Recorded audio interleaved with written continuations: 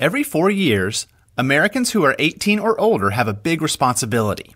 Our votes decide who becomes the President of the United States. Unfortunately, the U.S. election system isn't that simple.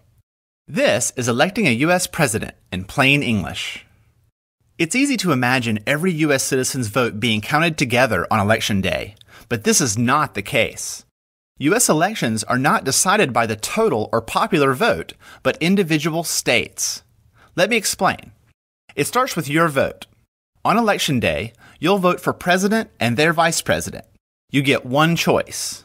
Then, all the votes in your state are counted. The candidate with the most statewide votes becomes the candidate your state supports for president. This happens across the country until each state has selected their candidate. We end up with most of the 50 states and the District of Columbia voting to support one candidate each. But there's a problem. We can't elect a president by just counting up the choices of these states. U.S. states are different. Consider this. California has about 36 million people. Kansas has less than 3 million. We need a way for California's choice to have more influence on the election because the state has more people. The question becomes, how do we make sure each state has the right amount of influence on the election? Well, we need a way to account for the population of each state. As an example, let's consider my home state of North Carolina. Like every state, it is divided up into congressional districts that are based on population. North Carolina has 13 districts, California has 53, and Kansas has 4. When it comes to a state's influence on the election, the number of districts matters most. More population equals more districts equals more influence.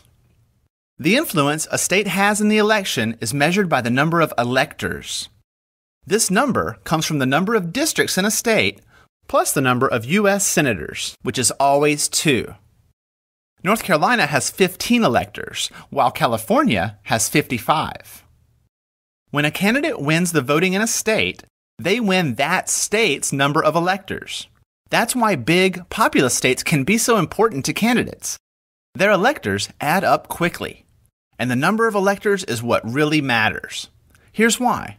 If you add up the electors of all 50 states in the District of Columbia, there are 538 in total. The candidate's goal on Election Day is to win the majority of 538, or 270 electors.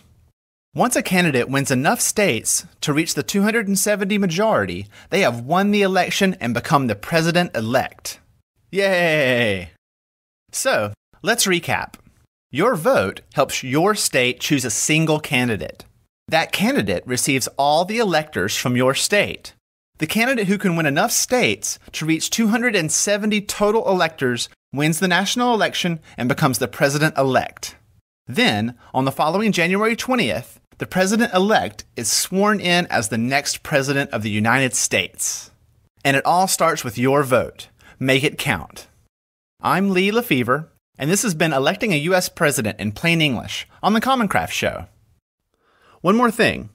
The Common Craft store now offers downloadable versions of our videos for use in the workplace. Find them at commoncraft.com/store.